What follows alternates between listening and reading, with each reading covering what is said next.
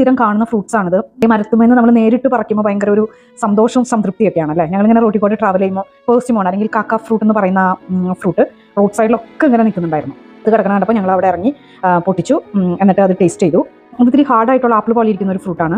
ഇതാണ് അത് ശരിക്കും കണ്ടു കഴിഞ്ഞാൽ തക്കാളി പോലെ ഇരിക്കും. വെച്ച് കഴിഞ്ഞാൽ ഉള്ളിൽ ഇവിടെ കിട്ടുന്നത് ഈ ടൈപ്പ് അല്ല, ഉള്ളിൽ ഇങ്ങനെ കറുത്ത കളറില്ല, ഇതിനൊരു ചോക്ലേറ്റി കളറാണ് ഇതിന്. പിന്നെ ഫുൾ സീഡാണ്, അതിൻ്റെ ചുറ്റും ഇങ്ങനെ കുരുക്കൾ കാണാം. ഇവിടെ കിട്ടുന്നതിന് നമുക്ക് നാട്ടിലോ ലുലുലോ അല്ലെങ്കിൽ ഇവിടെയൊക്കെ ലുലുലൊക്കെ കിട്ടുന്നതൊന്നും ഇങ്ങനെ സീഡ് കാണാനായിട്ട് പറ്റില്ല. ഭയങ്കര സോഫ്റ്റ് ആയിട്ടുള്ള ടൈപ്പും ഇവിടെ കിട്ടും. ഇത് പക്ഷേ ആപ്പിൾ പോലെ കടിച്ചു തരാവുന്നതാണ്. ഇതെന്ന് പറയുന്നത് പ്രൂൺസ് ആണ്. ഇവിടെ ഞാൻ ഇതുവരെ പ്രൂൺസ് ഒന്നും കണ്ടിട്ടില്ല. നമുക്ക് ലുലുലു നാട്ടിലായാലും എനിക്ക് തോന്നുന്നില്ല പ്രൂൺസ് ഫ്രഷ് കിട്ടുന്നു. ഇതുപോലെ ഇരിക്കും. ഇത് കുറച്ച് വലിയ ടൈപ്പാണ്. ഞങ്ങൾ പറിച്ചത് വളരെ ചെറിയ ടൈപ്പായിരുന്നു, പക്ഷെ നല്ല മധുരമാണിത്.